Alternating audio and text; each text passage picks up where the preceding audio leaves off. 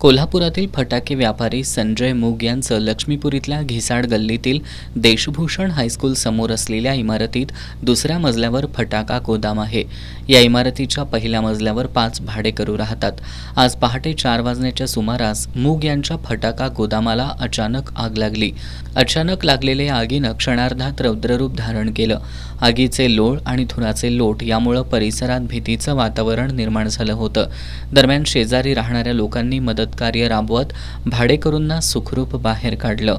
या आगीची वर्दी मिळताच कोल्हापूर महापालिकेच्या अग्निशमन दलाचे जवान तात्काळ घटनास्थळी दाखल झाले. अग्निशमन दलाच्या जवानांनी शर्थीचे प्रयत्न करत आग विझवण्यास सुरुवात केली.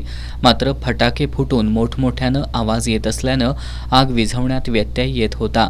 या आगीत मूग यांच्या गोदामातील लाखो रुपये किमतीचे फटाके पूर्णतः जळून खाक झाले. तर मूग यांच्या इमारतीत राहणारे भाडेकरू दस्तगीर मोमीन, अन्सार मुल्लानी, जमीर पन्हाळकर, गणेश काळे आणि सुदेश चौगले यांच्या घरातील रोख रक्कम, दागिने, महत्त्वाची कागदपत्र आणि प्रापंचिक साहित्य असं सुमारे 50 लाख रुपयांचं साहित्य जळून खाक झालं. अरुंद इमारत आणि पहाटेच्या वेळी असलेल्या अंधारामुळं ही आग विझवण्यासाठी जवळपास 3 तास लागले.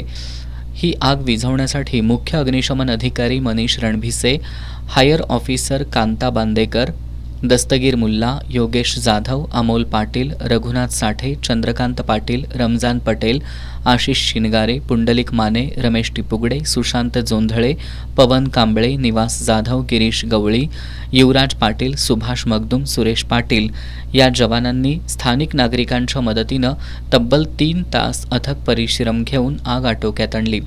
सुदैवाने या आगीत कोणतीही जीवितहानी झाली नाही. आगीचं नेमकं कारण समजू शकलेलं नाही. दरम्यान आज सकाळी लक्ष्मीपुरी पोलीस ठाण्याचे पोलीस निरीक्षक श्रीराम कन्हेरकर, पोलीस उपनिरीक्षक दाजी देठे, मंगेश माने यांनी घटनास्थळी भेट देऊन पंचनामा करत घटनेची माहिती घेतली.